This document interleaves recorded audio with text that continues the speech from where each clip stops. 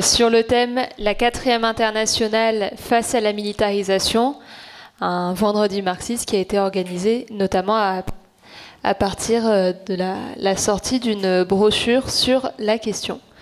Et je laisse la parole à Daniel pour introduire.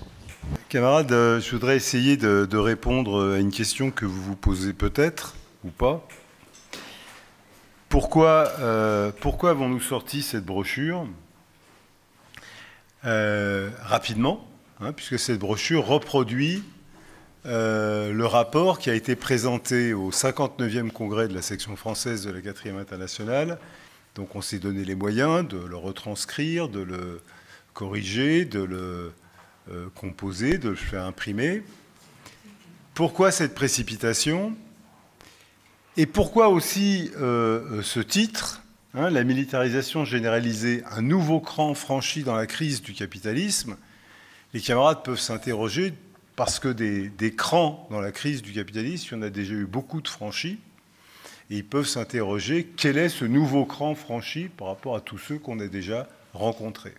Ce sont des questions légitimes, je vais essayer d'y répondre, et de répondre aussi à la question quelle signification est-ce que ce cran franchi dans la crise du capitalisme revêt, et quelles en sont les conséquences pour les militants révolutionnaires que nous sommes.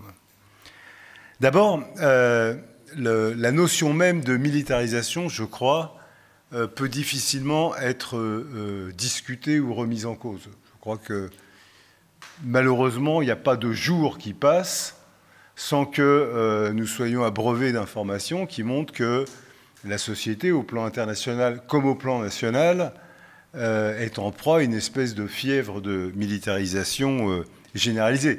Il y a la guerre en tant que telle, qui se poursuit, Russie, Ukraine, des annonces, ça souffle le chaud, le froid, on va bientôt vers une trêve ou pas, vers une paix, et finalement la guerre continue avec tout son lot d'atrocités.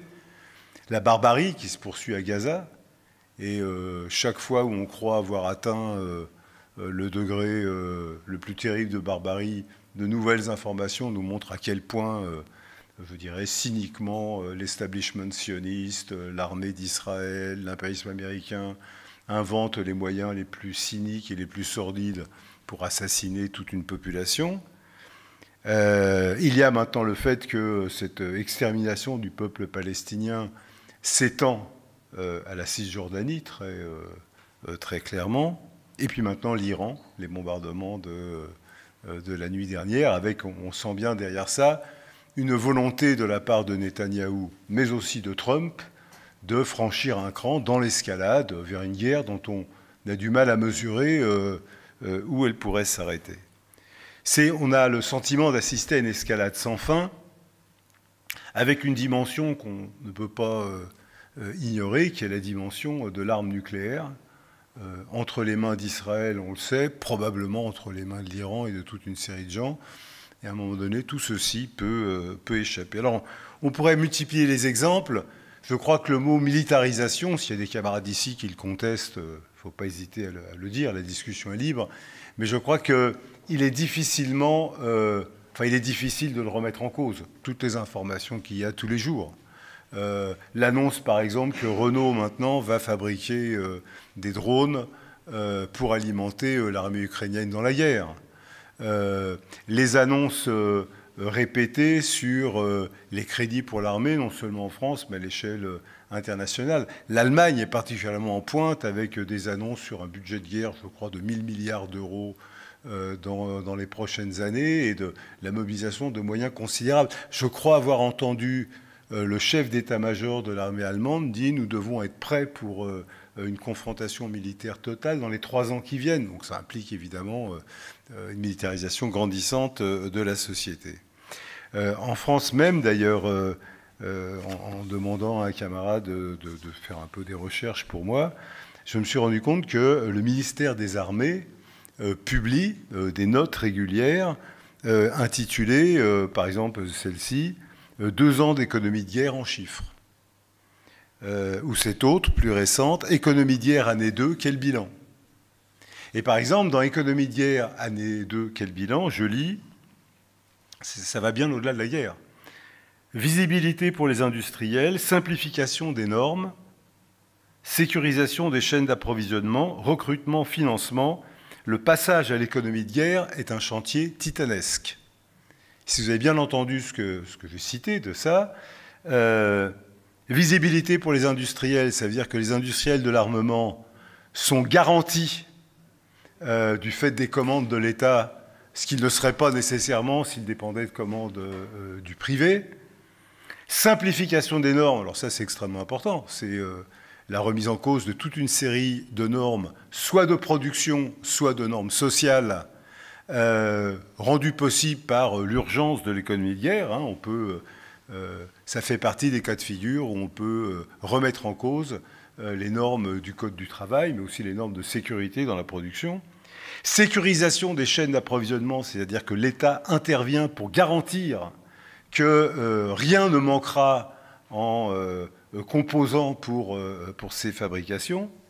Recrutement, financement, donc les normes de recrutement, du financement, tout ça. Le passage à l'économie de guerre est un chantier titanesque, un chantier piloté par la Direction générale de l'armement, ça c'est pas surprenant, ses multiples entités et les 4000 entreprises de la base industrielle et technologique de défense, PITD. C'est-à-dire que vous apprenez qu'il existe une classification, je ne sais pas comment on peut dire, qui s'appelle la base industrielle et technologique de défense, qui intègre 4000 entreprises, ce qui est quand même gigantesque, et qui donc bénéficie de ce traitement particulier de l'économie de guerre.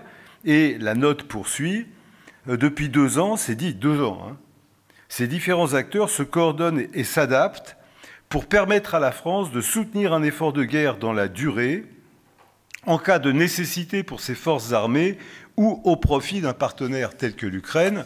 Bon, vous comprenez que la phrase qui retient particulièrement mon attention, c'est en cas de nécessité pour ses forces armées, c'est-à-dire que ce n'est pas un scénario abstrait.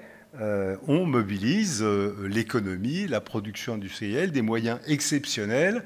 Et d'une certaine manière, c'est ce que dit cette note, l'argument de l'économie de guerre sert à réorganiser l'essentiel du tissu industriel et de la production industrielle dans un pays comme la France. Donc ce n'est pas simplement une militarisation des esprits ou des moyens pour l'armée. C'est d'une certaine manière une militarisation de l'économie, une militarisation de l'économie de guerre et de la production industrielle extrêmement avancée. Et ce qui est vrai pour la France est vrai à des degrés divers pour tous les grands pays capitalistes en Europe et ailleurs. Nous sommes donc en économie de guerre. C'est le thème de ces notes, c'est répété. Et je crois qu'il faut bien prendre la mesure de ce que ça veut dire. Je dis qu'il faut prendre la mesure parce que nous-mêmes, nous utilisons ce terme, et à juste titre, c'est l'expression officielle du gouvernement. Mais la particularité, c'est que nous sommes en économie de guerre, et pourtant, à ce stade, la France n'est pas en guerre. Et j'attire votre attention sur cette particularité. Je vous donne tout de suite une indication pour que ça nous aide à réfléchir. Vous savez que la cible qui est proposée d'un point de vue des dépenses militaires, c'est que les dépenses militaires, j'y reviendrai, atteignent un niveau qui correspond à 5% du produit intérieur brut. Je reviendrai sur cette question un peu plus tard. Mais un camarade m'a envoyé une statistique que je ne connaissais pas, qui est l'évolution du rapport entre le budget de la défense et le produit intérieur brut dans un pays comme la France dans les 75 dernières années. Il n'y a eu qu'une seule fois, enfin 2 années de suite, où les dépenses de défense pour la France ont atteint et même dépassé les 5% du PIB. Ce sont des années très particulières, c'est 1954 et 1955. Ce niveau s'expliquait par le fait que la France était en guerre. Elle était même totalement, engluée dans le bourbier de la guerre d'Indochine et s'y engouffrait des sommes considérables, qui d'ailleurs ont été un facteur de la crise politique et de la crise de la 4e République, parce que toutes les richesses étaient pompées dans cette guerre qui, par ailleurs, a été perdue par la France. Et quand ensuite a commencé la guerre d'Algérie, que de nouveau les dépenses d'armement se sont mises à remonter, ça a été un facteur, là aussi, de crise majeure, qu'on est passé de la 4e à la 5e. Donc, les précédents de budget de guerre de 5% ou plus correspondent à des périodes où la France était pleinement et totalement en guerre. Là, nous sommes en économie de guerre. On nous propose, et plus qu'on nous propose, on nous intime l'ordre d'aller vers 5% du PIB, alors qu'officiellement, et pratiquement d'ailleurs la France en ce moment, n'est pas en guerre. Donc ça doit nous amener à réfléchir sur le caractère particulier de cette situation. Quel est le rapport? Le fait même que nous soyons officiellement en économie de guerre, sans être en guerre, il y a là quelque chose de nouveau qui exprime d'une certaine façon la crise du capitalisme et le stade qu'elle a atteint. On sait que le capitalisme connaît des phénomènes de crise quasiment dès l'origine. Et on sait que la racine de cette crise, on l'a expliqué à de nombreuses reprises, on l'a expliqué dans différents livres, dans des documents, dans différents papiers, et on y revient dans cette brochure. La racine de cette crise, elle est assez facile à comprendre, même si on n'a pas lu tout Marx et le Capital, etc. C'est qu'on comprend bien qu'une classe qui produit les richesses et qui est en même temps celle qui est censée les consommer, mais qui se voit voler une partie des richesses qu'elle produit, la plus-value qui est volée par les capitalistes, ne peut pas en même temps consommer l'ensemble des richesses produites. Il y a donc en permanence une contradiction. Il y a plus de richesses produites que la masse des consommateurs ne peuvent les consommer. Et cette contradiction existe depuis que le capitalisme existe.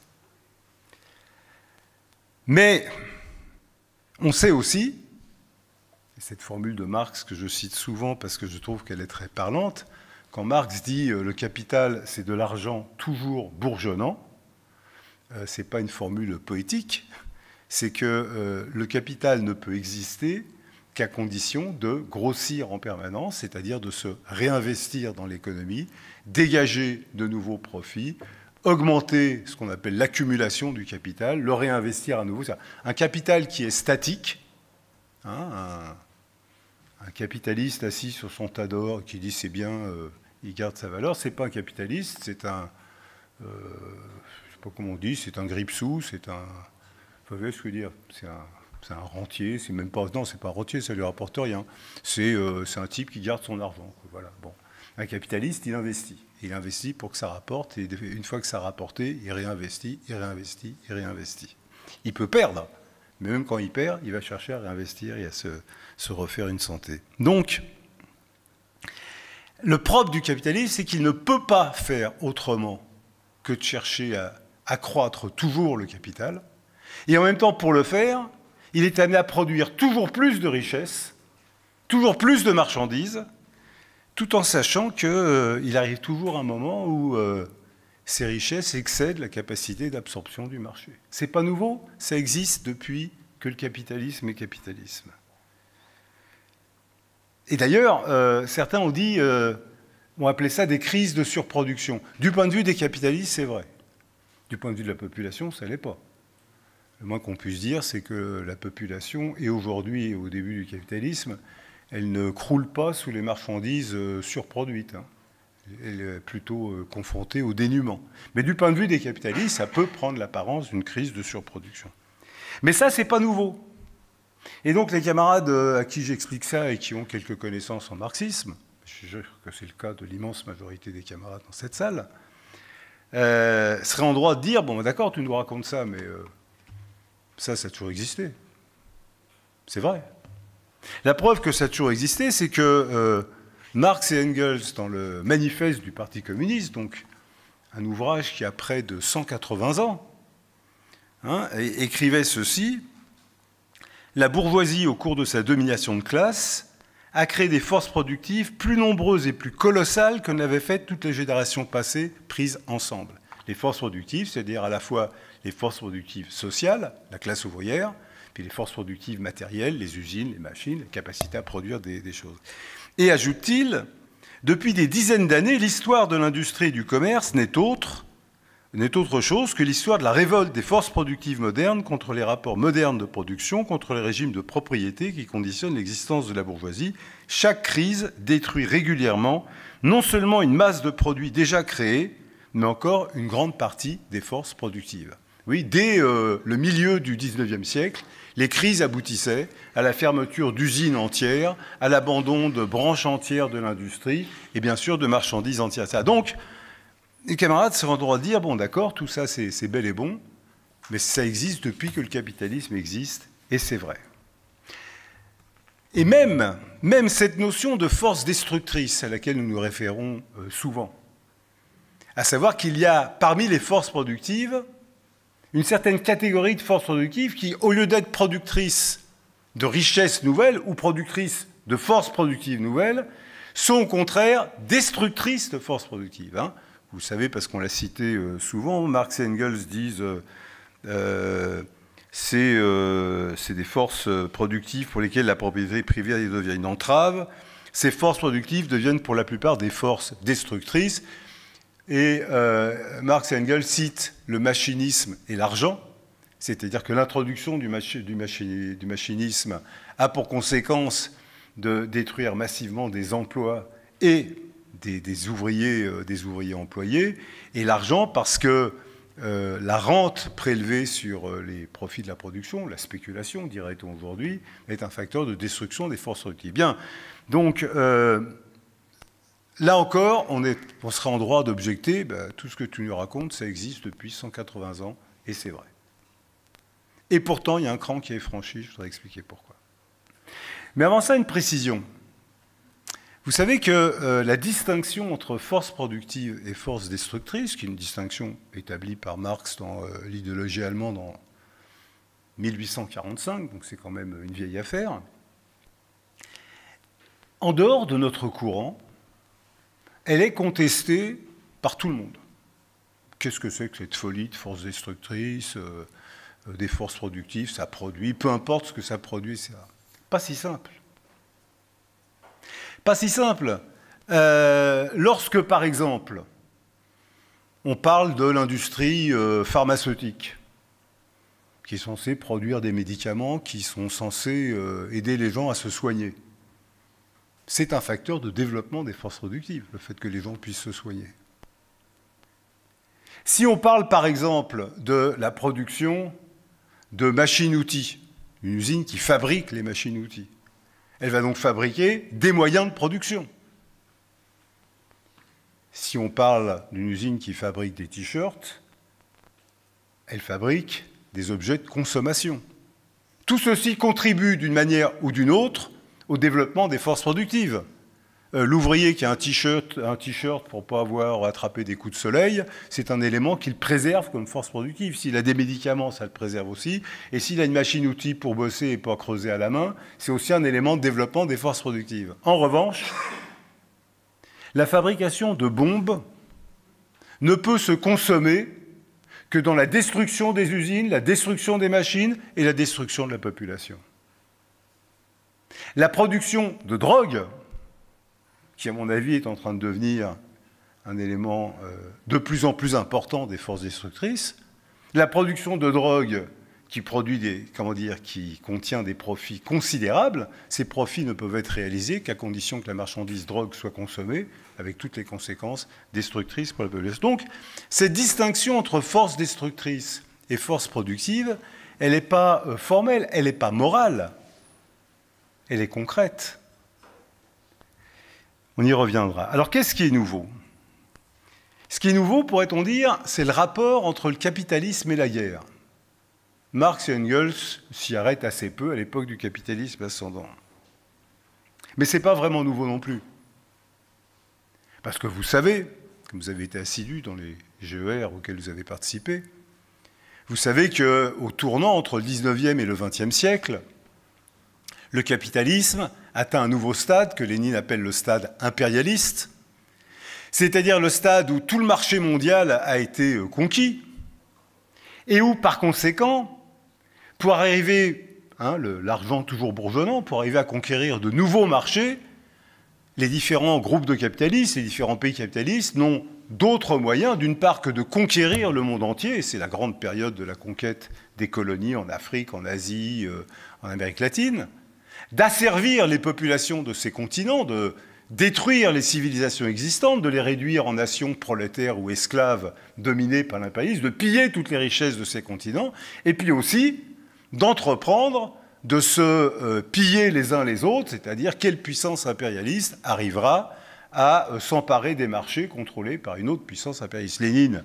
analyse cela et dit que le capitalisme est arrivé à son stade le plus élevé de développement, maintenant il ne peut que se décomposer, c'est le stade de l'impérialisme, et c'est aussi, dit-il, le stade des guerres et des révolutions, parce que de plus en plus, la crise du capitalisme apparaît comme ne pouvant être résolue autrement que soit par les révolutions dans lesquelles la classe ouvrière s'émancipe, soit par les guerres entre puissances capitalistes. Au passage, Lénine établit un rapport qui est important, on y est revenu dans le Congrès, entre le fait que ces puissances impérialistes, pour assurer la paix sociale chez elles, sont attentives, pour reprendre sa formule, à faire tomber de la table du festin impérialiste les quelques miettes qui permettent de nourrir les chefs syndicaux et les chefs de la social-démocratie pour qu'à leur tour, ils garantissent la paix sociale. Et Lénine établit un rapport très direct entre le stade impérialiste et la corruption qui permet de transformer, j'utilise sa formule, de transformer les chefs des partis sociodémocrates et des syndicats en lieutenants ouvriers de la classe bourgeoise. C'est la phase de l'impérialisme dans laquelle nous sommes toujours, celle où les contradictions ne peuvent se résoudre que par les guerres, les révolutions, tout ça est vrai. Et Trotsky, un peu plus tard, en 1938, prolonge ce raisonnement dans le programme de transition quand il dit les forces productives de l'humanité ont cessé de croître. Sans une révolution dans la prochaine période, elles conduisent l'humanité à sa putréfaction et sa décomposition. Là encore, une fois que j'ai rappelé tout ça, les camarades seront en droit de dire on ne voit toujours pas quel est le nouveau cran franchi dans la crise du capitalisme. Tout ce que je viens de rappeler sont des choses qui existent déjà, qui ont été analysées et qui s'appliquent encore aujourd'hui. Rosa Luxembourg, dont vous savez qu'elle a écrit juste avant la Première Guerre mondiale, qui était une marxiste,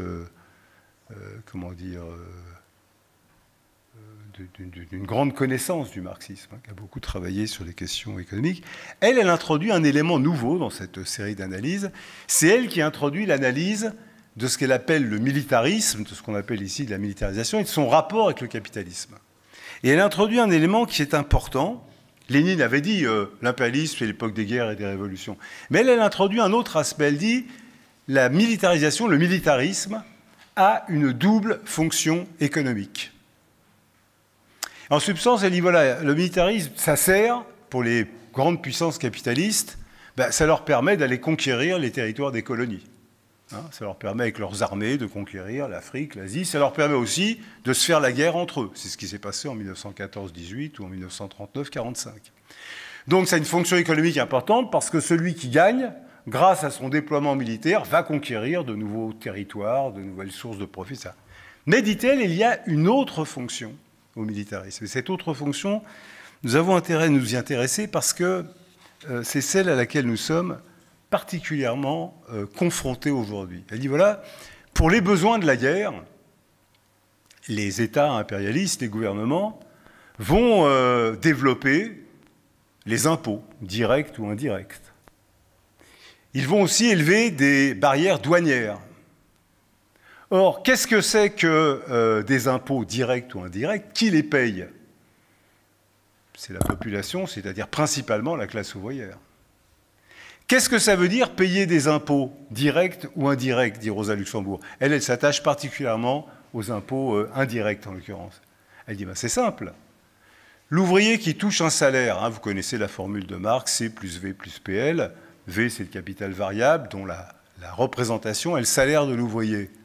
Eh bien, l'ouvrier qui gagne un salaire de 100, si du jour au lendemain, au nom de la guerre, l'État décide qu'il va y avoir une augmentation des taxes sur les produits de consommation, qu'il va y avoir des impôts directs qui vont augmenter, ou des barrières douanières, et que sur 100 qu'il avait jusque-là en pouvoir d'achat, il y en a 20 qui partent en barrières douanières, en impôts directs ou indirects, en plus de ce qu'ils payaient jusque-là, eh bien, dit Rosa Luxembourg, c'est une part du capital variable, du salaire, qui va être soustrait à l'ouvrier et qui va créer une plus-value relative additionnelle, mais que ce ne sont pas les capitalistes qui vont s'approprier directement, c'est l'État.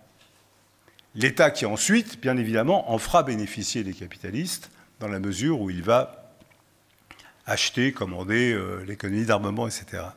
Elle dit donc, là, il y a une fonction économique particulière. L'argument de la militarisation permet d'accroître l'exploitation des ouvriers en leur volant purement et simplement une partie de leur salaire à travers ces procédés divers au nom des exigences de l'économie de guerre. Et c'est donc un élément d'appauvrissement de la masse de la population et un élément de détournement d'une large fraction du salaire vers les besoins de l'État. Tout ça, donc, ce sont des éléments qui nous sont familiers parce que, si vous réfléchissez à la situation actuelle, lorsque Trump élève les barrières douanières, il est clair qu'il rend les produits beaucoup plus chers et que la masse de la population américaine, si elle veut continuer à consommer, va payer plus cher les produits qu'elle achetait auparavant. Donc on détourne une partie de la valeur des salaires des travailleurs américains vers l'État. Et ceci vaut pour tous les pays capitalistes, etc. Mais dans tout ce que je viens de vous évoquer, on ne voit pas encore où est le cran franchi. Le cran franchi, il tient dans les 3 éléments suivants. Premièrement, je l'ai dit, nous sommes dans une économie de guerre sans guerre. Mais nous sommes dans une économie de guerre. C'est aucune illusion sur le fait qu'on n'y serait pas. Le deuxième élément, qui est sans doute le plus important, c'est ce petit pourcentage de 5%. Je vous rappelle l'histoire. Les budgets de guerre des pays capitalistes, des autres aussi d'ailleurs, sont calculés pour ce qu'ils représentent par rapport au produit intérieur brut. Le produit intérieur brut, la valeur de toutes les marchandises qui sont créées dans un pays sur une année déterminée. Aujourd'hui, après déjà d'énormes efforts et une énorme progression, un pays comme la France a un budget de la défense qui fait 2% du PIB. On vous dit qu'il faut passer à 5%, en apparence de 2 à 5%, ce n'est pas grand-chose. Oui, mais c'est 2 à 5% du PIB. Le PIB de la France, c'est plus de 3 000 milliards d'euros. 5% de 3 000 milliards d'euros, ça fait 150 milliards d'euros. À l'heure actuelle, c'est 2%, 60 milliards d'euros. Tout le monde ici sait faire une soustraction. 150 moins 60, ça fait 90. Il va donc falloir trouver, dans les années qui viennent, 90 milliards d'euros de plus à prendre sur le budget. Alors vous me direz, ça dépend sur combien? Le budget, c'est 450 milliards d'euros. Si demain, 150 milliards sur 450 milliards sont fléchés exclusivement vers la guerre et la défense, plus d'autres dépenses qui sont camouflées dans d'autres budgets. Où est-ce qu'ils vont les prendre, les 90 milliards de différence? 90 milliards de différence, c'est plus que le budget de l'éducation nationale. C'est-à-dire que du jour au lendemain, on fermerait toutes les écoles, tous les lycées, on licencierait tous les enseignants et toutes les vagues, ça ne suffirait pas à faire la différence des 90 milliards. Où est-ce qu'ils vont les prendre, les 90 milliards? Eh bien pourtant, dans quelques jours, se réunit le sommet de l'OTAN. Et à l'ordre du jour du sommet de l'OTAN, il y a le fait que les différents gouvernements membres de l'OTAN, donc la France, vont répondre à la question posée, c'est l'ordre du jour, oui ou non, vous engagez-vous à passer à 5% du PIB? Et vous allez me dire, c'est un truc de fou. Même le gouvernement le plus réactionnaire du monde ne va pas réussir à trouver 90 milliards dans le budget actuel. Et pourtant, ils vont s'engager. Le ministre français a dit oui, on va donner notre accord pour s'engager dans cette voie. Ça veut dire une modification fondamentale. Ce que je disais sur le fait que, pour reprendre la formule de Rosa Luxembourg, le militarisme va prendre des parts du capital variable, du salaire, pour alimenter l'État qui lui-même va s'en servir pour acheter des armes, financer, etc. C'est déjà en train de se faire Et encore, Bayrou n'a pas encore dévoilé son plat. Mais c'est déjà en train de se faire, camarades. Et vous le voyez tous les jours. Il fut un temps, pas très éloigné, où quand un enseignant manquait un peu trop longtemps, il y avait des remplaçants. C'est normal, il fallait bien que les jeunes fassent leur programme scolaire. Aujourd'hui, il est officiel, il y avait un article dans la presse ce matin qui disait ce que nous ne cessons d'écrire dans la Tribune des travailleurs. Des jeunes se présentent, puisque je crois que c'était aujourd'hui les épreuves du baccalauréat en première, hein, ou demain, je ne sais plus, enfin bref. Des jeunes se présentent aux épreuves de baccalauréat en n'ayant pas eu de prof pendant 6 mois dans la matière concernée. Mais c'est tellement, répandu que le journal en parle comme un phénomène courant. Ça, camarade, ça ne s'est jamais vu.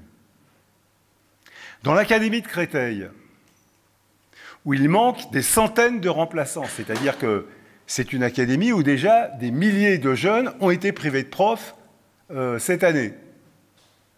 Il y a une catégorie d'enseignants précaires qui sont des remplaçants. 500 d'entre eux ont reçu, il y a 2 semaines, une lettre leur disant « Nous n'avons plus besoin de vos services, non seulement maintenant, mais à la rentrée ». C'est un monde nouveau au mauvais sens du terme. C'est un monde qui pérennise le fait que, finalement, les jeunes peuvent être privés d'enseignants, point. Mais ce qui est vrai pour les enseignants, évidemment, va l'être dans tous les domaines des services publics. Vous avez vu comment le gouvernement annonce que les collectivités territoriales vont devoir serrer la vis, licencier du personnel. Ça va être autant de piscines, de crèches, de centres de santé et autres qui vont fermer les uns après les autres. C'est vrai pour les hôpitaux, évidemment. C'est vrai pour la sécurité sociale. Ça va être vrai pour le déremboursement des médicaments. Nous sommes en train de basculer dans un monde qui n'a rien à voir avec celui que nous connaissons. D'ailleurs, je remarque que nombre de journalistes bourgeois, pas particulièrement révolutionnaires, disent eux-mêmes le monde tel qu'il s'est constitué à partir de 1945, c'est terminé. Le monde de 1945, c'est celui qui avait été marqué par toutes les conquêtes arrachées par la classe ouvrière, la sécurité sociale, les services publics, l'enseignement technique et professionnel public, les conventions collectives, toute une série de droits. Là, ce n'est pas qu'ils sont remis en cause les uns après les autres, c'est terminé. Et c'est logique. La militarisation exige d'aller chercher les moyens de la militarisation. Pas seulement parce qu'il faut faire la guerre, parce que c'est le seul volant d'entraînement qui reste à l'économie capitaliste, parce que l'État est un consommateur captif dans cette situation quand c'est l'économie d'armement, et par conséquent, il faut faire tourner cette économie d'armement au prix des plus grandes destructions. Il est significatif que tous les pays de l'OTAN, sans exception, sauf ceux qui sont déjà à 5%, ce qui est le cas pour la Pologne et quelques autres pays à l'est de l'Europe, mais tous ceux qui n'y sont pas, dont la France, sont donc invités très violemment par l'impérialisme américain pour s'engager et dire on va aller aux 5%. Il n'y a qu'un pays qui est exonéré des 5%, les États-Unis. Ce qui est logique. Les États-Unis produisent les armes. Ils ont donc bien sûr besoin d'armes et ils vont, à leur façon aussi, détourner de la plus-value pour pouvoir acheter des armes, c'est vrai. Mais ils ont surtout besoin de créer une situation où tous les autres pays capitalistes soient obligés d'acheter leurs armes. Et c'est ce qui est en train de se discuter en ce moment. Les statistiques montrent que l'essentiel de l'armement acquis par les pays capitalistes de l'OTAN sont les armes américaines. Il y a donc là une situation radicalement nouvelle, qui par ailleurs pose évidemment comme problème que toute cette économie d'armement, à un moment donné, comme toute production marchande, exige d'être consommée. Et qu'il y a un rapport entre l'enflement des équipements militaires et la nécessité de les utiliser. D'ailleurs, vous avez vu avec quel empressement l'armée française a été contente d'équiper l'Ukraine au début de la guerre, parce que ça lui permettait de liquider ces vieux équipements pour en acquérir d'autres, etc. Donc soyons clairs, camarades, nous sommes en train de basculer, oui, dans une autre situation, un cran franchi.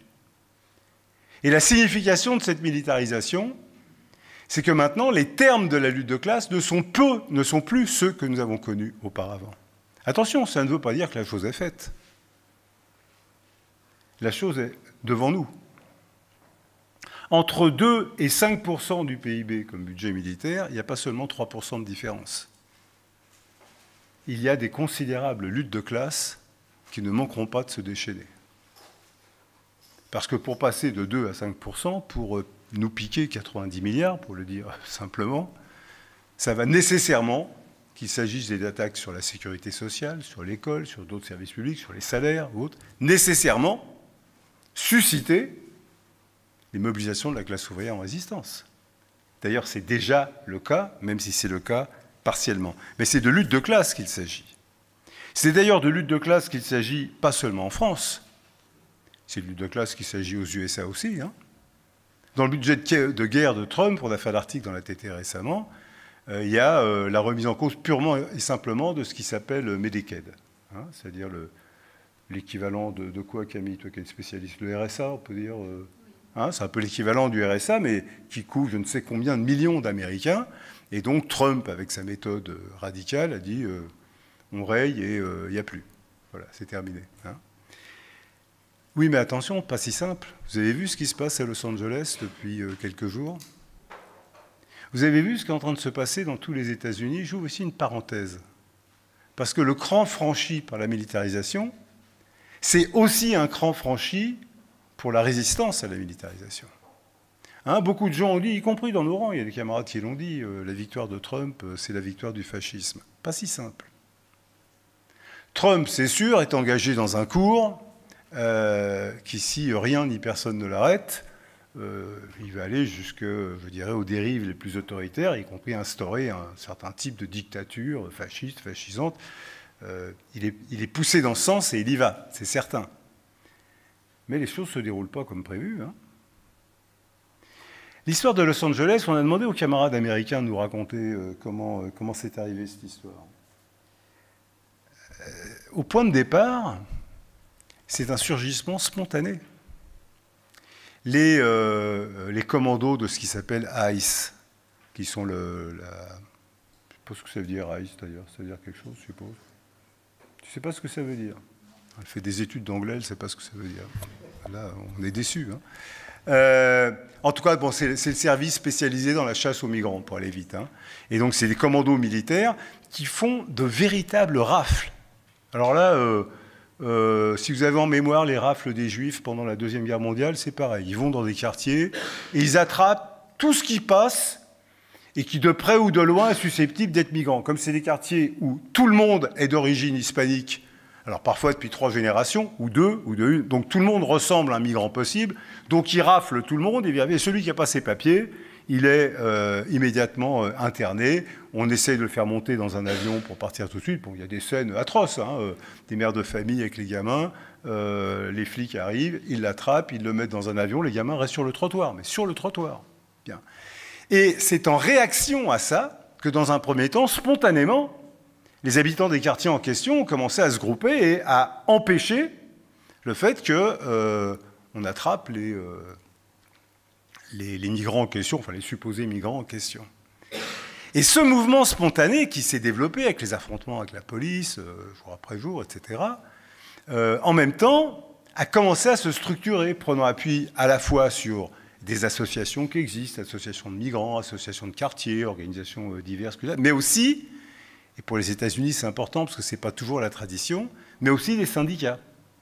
C'est ainsi, par exemple, que dans les personnes arrêtées dans les dernières manifestations, il y a le président pour toute la Californie du syndicat SEIU, c'est quand même 2 200 000 syndiqués, c'est les services publics, pour aller vite, hein, les services publics territoriaux. Le type est d'origine mexicaine, mais américain en règle, mais il était dans ces trucs-là, il a été chopé, il a été entaulé, il a fallu se battre pour qu'il sorte, ils lui ont cassé la gueule, enfin bon, ça prend quand même une drôle de tournure. Mais de ce fait, graduellement, les syndicats ont commencé à s'impliquer dans la bagarre, ce qui n'est pas la tradition des États-Unis. Au point que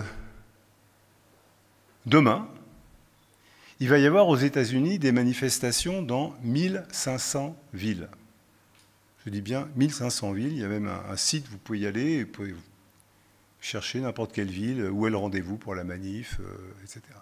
Ces manifestations sont appelées par des coalitions plus ou moins larges, d'associations de défense des migrants, des droits démocratiques, des organisations diverses, mais aussi par les syndicats. Je ne dis pas tous les syndicats, mais par beaucoup de syndicats. C'est-à-dire que, contrairement à ce que Trump a voulu leur faire avaler, que America First, dehors les immigrés, je vais favoriser l'emploi des bons Américains, donc, etc. Non, non, la résistance s'ordonne d'une certaine manière en affirmant qu'il y a une unité de la classe ouvrière américaine et que les migrants en font partie. Donc je ne sais pas quelle ampleur auront ces manifestations de demain, mais c'est pour dire que rien n'est joué. Et qu'aux États-Unis, comme chez nous, la différence entre la situation actuelle et les 5% du PIB pour la guerre, cette différence, elle va s'exprimer, elle s'exprime déjà de manière vivante dans la résistance des travailleurs, des jeunes, des organisations contre ces attaques. Et on peut dire en sens inverse que tout mouvement revendicatif, en France comme aux États-Unis, tout mouvement revendicatif qui va chercher à s'opposer à, tiens, une fermeture de classe. Le camarade Greg, il est où, Greg ? Là, le camarade Greg était tout content de me dire que la mobilisation des parents et des enseignants et des élus de l'école de l'un de ses enfants a gagné sur la nomination d'un remplaçant, c'est ça, hein, qui manquait dans le cas. C'est pas grand-chose, un remplaçant sur je ne sais pas combien de centaines de milliers de classes. Oui, mais c'est essentiel. C'est essentiel parce que les parents, les enseignants qui se groupent pour arracher le remplaçant qui manque, c'est le combat concret contre la guerre et contre l'économie de guerre. C'est ce qui oppose le droit de la jeune génération, ce qui oppose le droit de l'école publique, de l'instruction, des droits démocratiques, de la civilisation, en un mot, à la politique de mort qui est l'économie de guerre. Donc tout ça pour dire que rien n'est joué, tout est ouvert, aussi bien aux États-Unis qu'en France et ailleurs, mais, soyons lucides, tout est ouvert dans un contexte qui, lui, est changé. Et il faut reconnaître lucidement qu'à partir du moment, il suffit de se poser le problème simplement, peut-être que la manière dont j'ai exprimé les choses est un peu trop, comment dire, peut sembler un peu abstraite, mais enfin, posons-nous concrètement la question, si le moteur dominant de l'économie capitaliste devient l'économie de mort, si c'est l'économie de guerre et l'économie de la drogue, vous savez maintenant que l'économie de la drogue est officiellement intégrée dans le produit intérieur brut des pays. C'est dans le calcul officiel. Il est même intégré, j'ai appris ça récemment, dans qu'on appelle ça, le calcul des impôts. Hein, c'est-à-dire que quelqu'un qui gagne plein d'argent avec l'économie de la drogue, s'il reçoit un contrôle fiscal, monsieur, comment ça se fait sur votre compte en banque, il y a plein d'argent, etc. Ouais, je me débrouille, c'est ah bon, d'accord. Eh bien, on va l'enregistrer comme activité salariée. Oui, oui, oui, c'est pas une invention des personnels du fisc. C'est une consigne officielle. Hein, je ne sais plus quelle est la formule exacte, tu m'avais expliqué ça, Fabien. Voilà, c'est du bénéfice non commercial, d'accord? Donc le gros trafiquant de drogue qui fait crever les mômes de la cité, il a un compte en banque comme ça, il ne peut pas justifier du salaire, c'est bénéfice non commercial, et il est donc imposé, très officiellement, comme bénéfice non commercial. Et camarades, l'économie de la drogue, j'avoue que je ne me suis pas penché sur la question. Je sais pour l'économie d'armement, je ne sais pas pour l'économie de la drogue. Mais ça mériterait une étude, et dès que j'aurai 2 minutes, je vais le faire. L'économie de la drogue commence à représenter une proportion non négligeable de sources de valeur dans tous les pays concernés. Donc une civilisation qui, pour préserver son mode de production, c'est-à-dire pour préserver le droit d'une minorité d'exploiter une majorité, on est amené à conférer à l'économie de la mort, c'est-à-dire la guerre et la drogue, une place dominante dans l'économie, c'est une situation nouvelle. Et tous les phénomènes que j'ai rappelés auparavant, l'analyse que fait Marx sur le fait que les forces productives étouffent et se révoltent à différents moments, l'analyse que fait Lénine sur l'impérialisme, l'analyse de Rosa Luxembourg sur la militarisation, l'analyse de Trotsky sur le déclin des forces productives, tout ça reste vrai, mais nous sommes arrivés à un stade où, d'une certaine manière, la quantité se transforme en qualité. et où, en l'occurrence, ces processus finissent par l'emporter, par dominer l'ensemble de la machine économique. Vous en avez d'ailleurs une expression très simple, hein, camarades. Vous n'êtes pas étonné par l'ampleur des programmes immobiliers dans la banlieue parisienne et à Paris? Dans une ville comme Montreuil, il n'y a pas un brin d'herbe qui n'est pas immédiatement construit. Vous pensez que c'est la demande de logement qui fabrique ça? Ou peut-être le besoin de faire en sorte que des capitaux puissent s'investir quelque part d'honorable? Je penche pour la deuxième réponse. Je ferme la parenthèse. Et donc, dans cette situation nouvelle, ne nous y trompons pas, Trump est l'homme de la situation. Parce que pour faire ça, il faut des Trump, aux États-Unis, comme en France, comme partout. Alors bien sûr, la question qui est posée est comment cela est-il possible? C'est possible, bien sûr, d'abord parce que ce sont les lois du capital qui s'expriment. Fondamentalement, ce sont les lois du capital. Ce n'est pas une perversion du capital, ce sont les lois du capital. Le capital doit à tout prix bourgeonner. Il faut pour cela que l'argent fasse de l'argent. Quand il y a trop de capital, il faut quand même que l'argent fasse de l'argent, par tous les moyens. Et si ces moyens, à un moment donné, font appel à ce marché captif qu'est l'économie de la guerre, eh bien, c'est ce qui est en train de se passer. Mais c'est vrai aussi pour une autre raison, qui est la capitulation complète des dirigeants des organisations se réclamant du mouvement ouvrier, de la gauche, des syndicats, des partis, devant ce qu'on appelle le social-chauvinisme et l'économie d'hier. Parce que dans une telle situation, quiconque donne son feu vert pour la marche à la guerre, quiconque donne son feu vert pour les budgets d'armement, se fait complice de cette logique destructrice de l'économie et du genre humain. Quand, par exemple, tous les partis de gauche se prononcent d'une manière ou d'une autre pour le fait qu'une intervention militaire française en Ukraine serait quelque chose d'acceptable, ils alimentent ce processus de militarisation et de destruction du genre humain. Quand, à 32 reprises, les représentants de la gauche au Parlement européen votent pour dire non seulement que la guerre en Ukraine est légitime, mais qu'il faut renforcer les liens entre l'Union européenne et l'OTAN. L'OTAN, c'est une alliance militaire. Il est clair qu'on encourage tous les processus de la militarisation. Quand, de manière plus générale, et on le constate tous les grands dirigeants de gauche et dirigeants syndicaux font tout pour préserver Macron. Préserver Macron, l'homme de cette politique, l'homme de cette situation. Alors, où est-ce que cela nous conduit, camarades? Il est clair que, dans la période qui vient, aussi bien en France qu'à l'échelle internationale, il va y avoir, comme aux États-Unis, dans les manifestations de ce week-end et sous d'autres formes, et malgré la politique des dirigeants, il y aura des grèves, des manifestations, des soulèvements contre cette politique destructrice de l'impérialisme. Et d'ailleurs, si vous suivez l'actualité politique, il y a quelque chose qui est frappant. Ça ne vous a pas échappé, il y a une crise à droite. Il y a une crise entre Bayrou, Édouard Philippe, Retailleau, Darmanin, je ne parle même pas d'extrême droite, hein, tous ces gens-là, vous l'avez remarqué, se détestent cordialement, ils sont dans le même gouvernement, mais ils passent leur temps, comment s'appelle-t-elle, Elisabeth Borne, etc. Dès qu'il y en a un qui dit quelque chose, l'autre dit le contraire, etc. D'où elle vient, cette crise? Ils sont pourtant tous d'accord pour dire qu'il faut couper dans les dépenses publiques. Ils sont même tous d'accord pour dire où il faut couper. Ils sont tous d'accord pour dire que l'assurance chômage, ça coûte trop cher, on part en retraite trop tôt, les Français ne travaillent pas assez longtemps, ils ne travaillent pas de manière assez intensive, que notre système de sécurité sociale est dépassé, qu'il ne faut plus un système fondé sur le salaire différé, mais qu'il faut un système fondé sur les assurances privées, donc la spéculation. Bien, ils sont tous d'accord fondamentalement sur les mesures qu'il faudrait prendre. Et pourtant, ils passent leur temps à se tirer dans les pattes. Pourquoi ? Parce qu'aucun d'entre eux n'est capable de dire avec certitude « voilà comment nous allons faire passer cette politique ». Et c'est là la source du problème. Les uns disent il faut faire le conclave. Oui, mais les syndicats sont tirés du conclave. Faut faire une cellule de crise, mais ça ne marche pas très bien.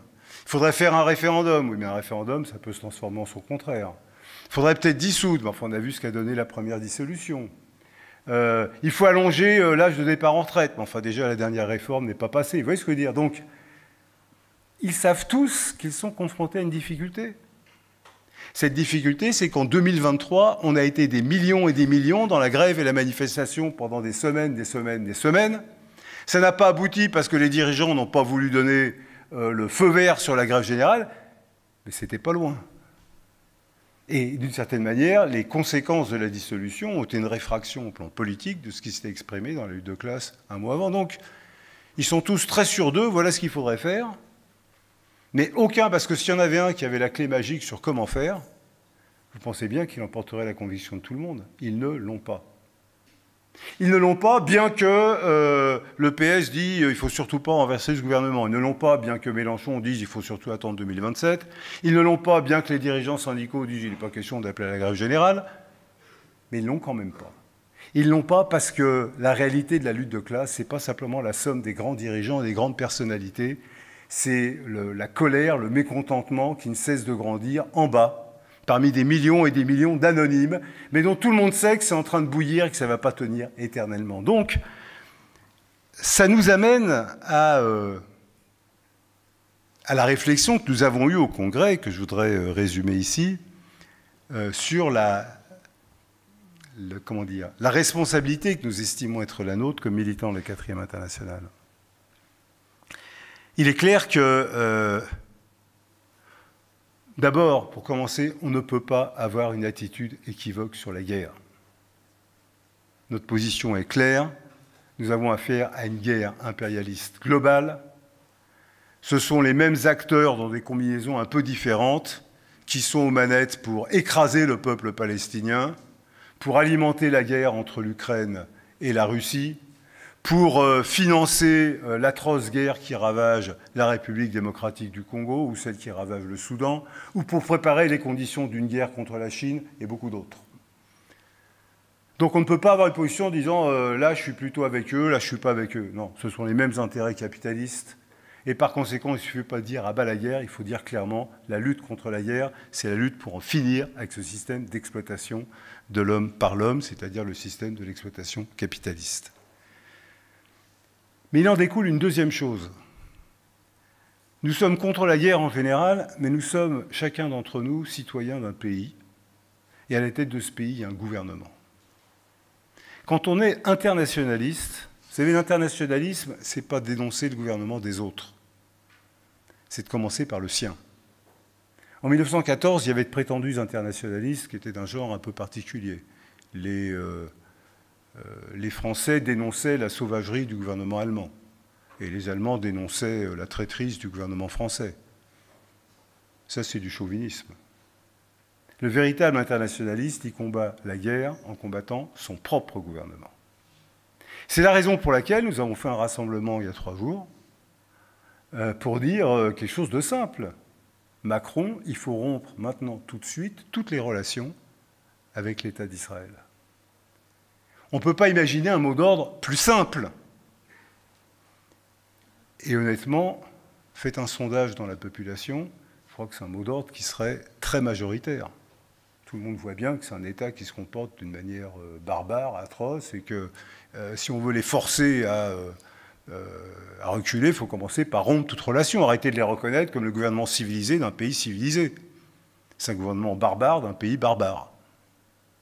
Eh bien, camarades, comment se fait-il que nous soyons les seuls à formuler ce mot d'ordre simple? Je ne dis pas les seuls, il y a des tas de gens qui le partagent, mais comme courant politique. Pourquoi personne ne dit ça simplement? Rupture de toutes les relations. 4 mots. Ça ne veut pas dire qu'on ne va pas agir avec d'autres. On va agir avec d'autres. On sera dans la manifestation de demain avec des tas de gens qui ont d'autres mots d'ordre. Mais nous pouvons, nous, avancer ce mot d'ordre parce que nous n'avons aucun lien avec Macron et la Ve République.